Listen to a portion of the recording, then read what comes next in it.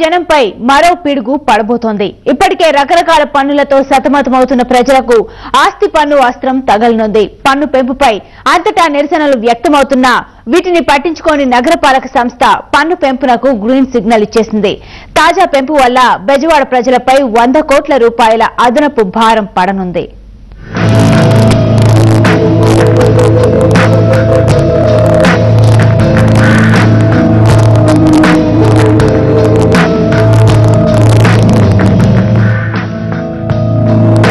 September పేరు చెబితేనే విజయవాడ నగర ప్రజలు హడలిపోతున్నారు.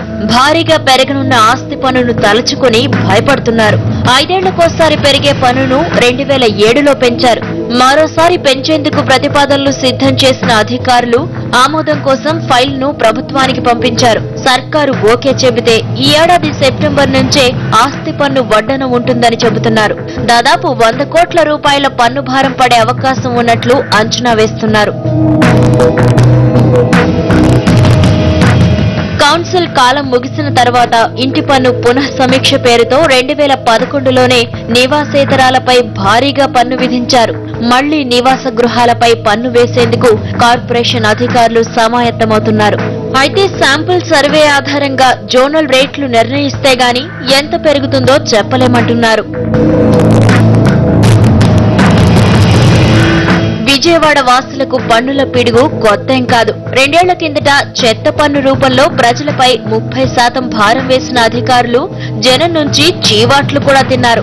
అయితే డ్రైనేజీ, బిల్డింగ్ లైసెన్స్ల రూపంలో ఫీజులు అందిన కాడికి వసూలు చేస్తున్న అధికారులు చట్టబద్ధంగా ఆస్తి పన్ను వసూలు చేస్తూ చెత్తకు కూడా పన్ను విధించడంపై సర్వత్రా విమర్శలు వెల్లువెత్తాయి.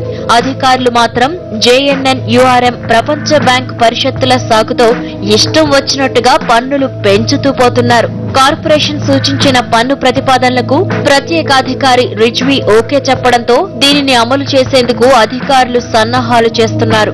మే 21లోగా నగరాన్ని జోన్లుగా విభజించి ప్రస్తుత అద్దెలు ఎంత ఉన్నాయనే అంశాన్ని నిర్ధారించుకునేందుకు శాంపుల్ సర్వే నిర్వహిస్తారు. అయితే ఆస్తి పన్ను పెంపును టాక్స్ పేయర్స్ అసోసియేషన్ తీవ్రంగా వ్యతిరేకిస్తోంది. చట్టాన్ని ఉల్లంఘించి ఇష్టానుసారం ప్రజలపై భారం మోపుతున్నారని పేయర్స్ అసోసియేషన్ ప్రతినిధులు మండిపడుతున్నారు.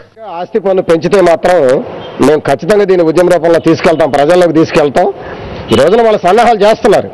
ఇప్పుడు కాదు, వాళ్ళు చెప్పిన ఎజెండా ప్రకారం చూస్తేనే మేము బడ్జెట్లోనే పెట్టాము, దాని ప్రకారం ఏర్పాటు చేస్తున్నాం అన్నారు. అసలు పెంపుదల అనేటువంటిది మీరు ఎన్నికైన కౌన్సిల్ లేకుండా మీరు ఎట్లా చేస్తారని మేము అడుగుతున్నాం. కౌన్సిల్ లేదు, స్పెషల్ ఆఫీసర్ పరిపాలన. ఇప్పుడు స్పెషల్ వడ్డింపులు చేస్తున్నారు. దీనికి అడ్డు అదుపు లేదు, ఇష్టారాజ్యంగా పన్నులు విధిస్తున్నారు. అసలు కౌన్సిల్ లేనప్పుడు అధికారులు ఈ రకంగా ఇష్టారాజ్యంగా పన్నులు వేసే అధికారం వాళ్ళకి ఎక్కడ ఉందని మేము ప్రశ్నిస్తున్నాం. ఆస్తి పన్నును వ్యతిరేకిస్తూ ఇప్పటికే వామపక్షాలు ఆందోళన బాటపట్టాయి. రకరకాల పన్నులతో ఇబ్బందులు పడుతున్న ప్రజలపై కొత్తగా ఆస్తి పన్ను భారాన్ని వేయడం తగదని, ఈ నిర్ణయాన్ని వెంటనే ఉపసంహరించుకోవాలని వామపక్ష నేతలు డిమాండ్ చేస్తున్నారు. రాష్ట్ర ప్రభుత్వాన్ని కూడా మేము ఒక ప్రశ్న అడిగేది ఏంటంటే, మీరే నియమించిన స్టేట్ ఫైనాన్స్ కమిషన్ సిఫార్సుల ప్రకారం రాష్ట్ర ప్రభుత్వ ఆదాయంలో 41% స్థానిక సంస్థలకు ఇవ్వాలి, కానీ మీరు అది ఇవ్వటల్లా. ఇప్పటి వరకు దాని ప్రకారం రావాల్సింది 1200 కోట్ల రూపాయలు బకాయి ఉంది. ఆ 1200 కోట్ల రూపాయలు కనుక మీరు రిలీజ్ చేసినట్లయితే ఇవాళ రూపాయి కూడా ట్యాక్స్ పెంచాల్సిన అవసరం ఉండదు. ఈ రాష్ట్ర ప్రభుత్వం విజయవాడ మున్సిపల్ కార్పొరేషన్ పెద్ద ఎత్తున నగర ప్రజలపైన 100 కోట్ల భారాన్ని మోపేందుకు ప్రయత్నం చేయడాన్ని సిపిఐ గతంగా నిరసిస్తున్నాం.